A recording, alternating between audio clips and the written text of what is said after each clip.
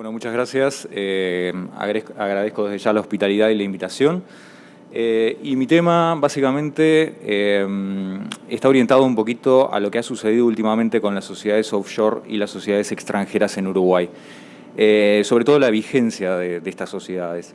Desde el año 2007, con una ley de reforma tributaria con varios cambios a nivel nacional, lo que tenía que ver con la regulación de las sociedades offshore ha cambiado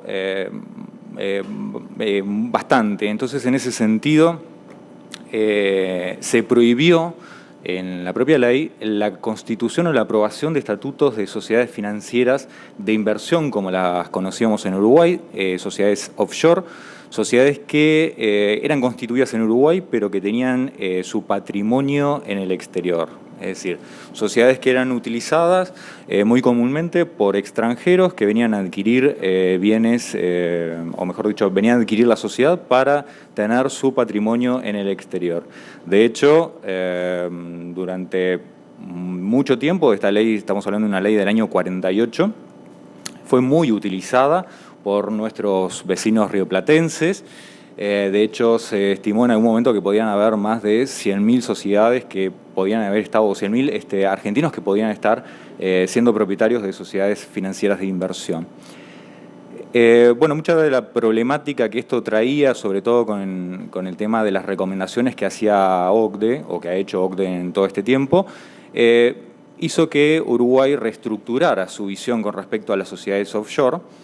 Y más recientemente, en el 2004, con un accidente ocurrido en Buenos Aires, Argentina, en una discoteca en Cromañón, se dejó a la vista de que se trataba de una sociedad financiera de inversión, la titular de ese lugar o ese boliche, el cual, a raíz de ese accidente, hubieron muchos muertos y heridos. Y bueno, se dejó en tela de juicio la responsabilidad de esas sociedades. Bueno, como les comentaba, la ley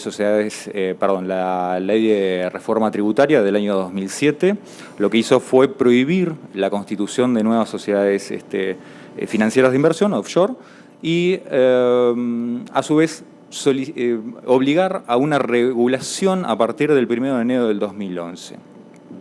Lo que hizo fue que esas sociedades pasaran de ser sociedades offshore o tener una baja tributación a regularse por el régimen de las sociedades locales. Es decir, no las obligaba 100% a transformarse en sociedades locales, pero sí a regularse y a regularse no solamente en lo que tenía que ver en materia societaria, la ley de sociedades, sino además fiscalmente, en la parte impositiva. Esa fue una de las primeras etapas en lo que tenía que ver con las sociedades extranjeras y sobre todo lo que tenía que ver con las sociedades que Uruguay manejaba como sociedades offshore.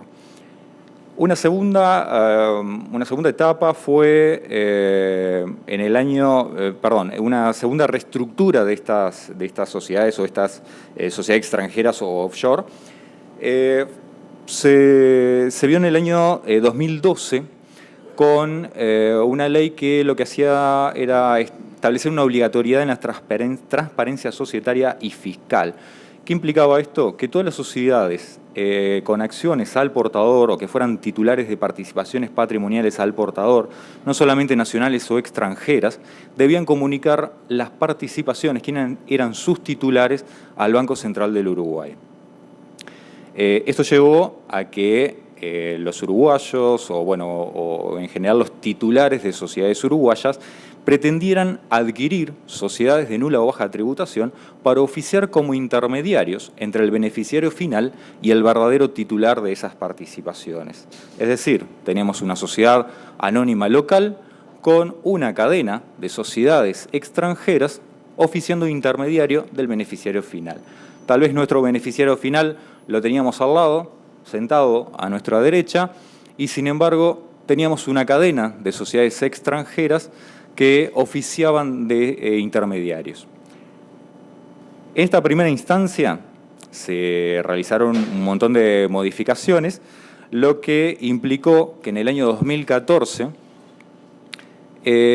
una nueva ley estableciera que todas aquellas sociedades que no habían realizado ningún tipo de comunicación, ya fueran nacionales o extranjeras, al Banco Central, de acuerdo a lo que recién les había comentado, de comunicar las participaciones patrimoniales al portador, desaparecieran de alguna forma de la órbita de la legislación uruguaya.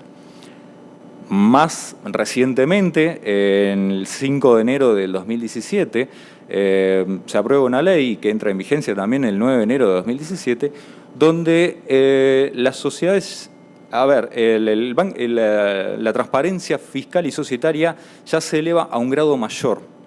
Esto implica que ya no solamente se deben comunicar los titulares de las participaciones patrimoniales al portador, sino que ahora se deben comunicar los beneficiarios finales de esas participaciones. Es decir, que lo que yo les comentaba hoy, de que podíamos haber adquirido, desde que empezó a degradarse la figura de la SAFI, podíamos haber adquirido sociedades extranjeras a los efectos de oficiar como intermediario de esas titulares de participaciones patrimoniales, hoy en día ya queda un poco obsoleto. ¿Por qué? Porque vamos a tener que comunicar todos los beneficiarios finales de esas participaciones patrimoniales. En consecuencia, si bien se trata de un registro, el del Banco Central, que tiene ciertas limitaciones a los efectos de la accesibilidad, el Banco Central tiene un registro de quiénes son los titulares de las participaciones patrimoniales, ya no solo al portador, sino nominativas.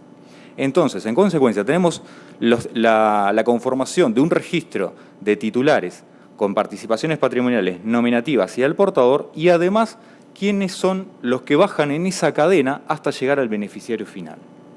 En consecuencia, y este es el planteamiento de mi ponencia, es cuál es la ventaja de adquirir hoy en día en Uruguay una sociedad extranjera, ya que, como les estaba comentando, la exigencia de comunicar no solamente los titulares, sino los beneficiarios finales, implicaría que existiría un registro a nivel nacional que implicaría el conocimiento por parte de este registro quiénes son todos los titulares y o beneficiarios. Así que bueno, básicamente ese es mi planteamiento, y para pensar un poco sobre el tema de las adquisiciones de las sociedades extranjeras, sobre todo en Uruguay, en el actual.